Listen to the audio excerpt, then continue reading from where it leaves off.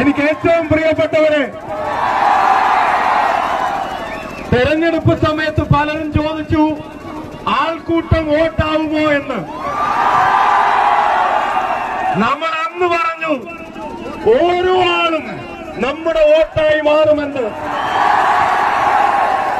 അങ്ങനെ വടകര ഒരു തീരുമാനമെടുത്തു. 1,14,506 തീരുമാനം.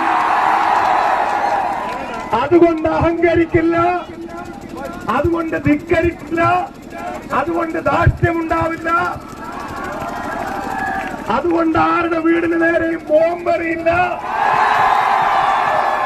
അതുകൊണ്ട് ആരെയും വർഗീയവാദിയാക്കില്ല, അതുകൊണ്ട് ഈ നാടിനെ തമ്മിലടിപ്പിക്കില്ല, അതുകൊണ്ട് ഈ നാടിനെ ചേർത്ത് പിടിക്കുമെന്നുള്ള ഉറപ്പും വാക്കും